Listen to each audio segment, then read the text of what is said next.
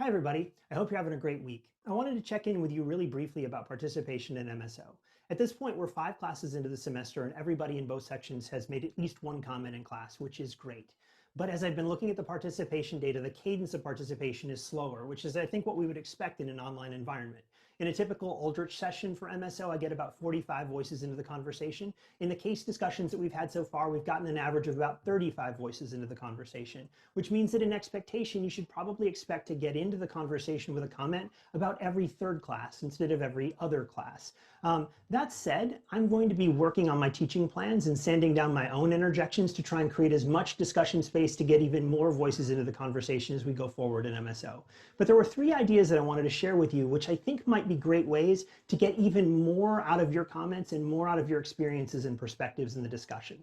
The first is something we're going to have an opportunity to try for the first time on Monday when we have our guests from Getaway with us, which is as you're reading the case over the weekend or as we're having the conversation in class on Monday, if a question comes to your mind that you want to put to the Getaway team, we're going to use some software called Poll Everywhere, which will allow you to jot down your question for the team. And it will also give the students in the class the opportunity to vote questions up and down. So we can go with the will of the class and ask the questions, put the questions to the guests that are the most forefront on your mind. And so if you've got questions that come to mind that you think are really meaty and important questions for us to ask the team, make sure you bring them to class or make sure that you share them through Poll Everywhere, and we'll call on people whose questions get voted to the top of the list so that you can put your questions to the team.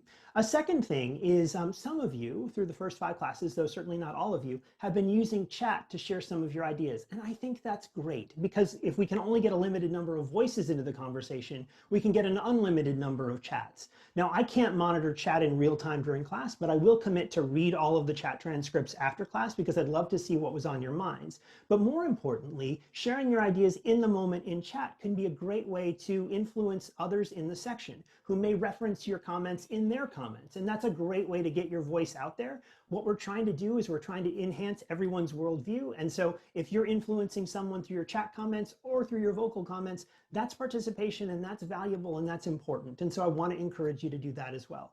The third one is a little bit more out there, and it's something we're going to pilot test. I don't know if it'll work, and we'll test it for the first time on Tuesday. But the idea is that I'm imagining it's pretty torturous to sit there in the gallery listening without being able to really convey how you're feeling about the conversation that's going on. So we're going to add a little bit of technology and see if it works on Tuesday to allow you to emote a little bit more loudly to convey how you're feeling about a conversation. So, for example, if someone says something that you agree with, you could sit there and just agree silently. Or if you hold up 2 fingers, it will put up a thought bubble that basically says, I agree with what's going on.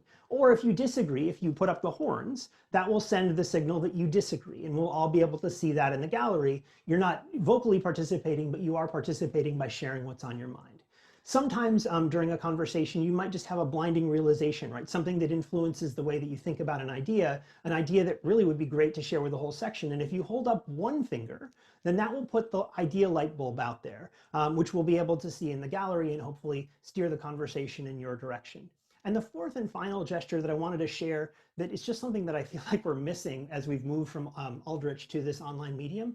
With everybody on mute, we can't tell when we're having fun.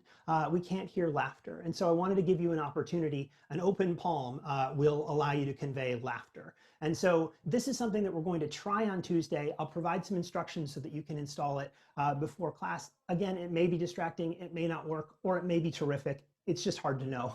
But I'm really looking forward to it, and I'm looking forward to the discussions that we're going to have on Monday and Tuesday with Getaway and with our wrap of Module 1. So anyway, thank you so much. Hope you're having a great week, and I wish you a fantastic weekend.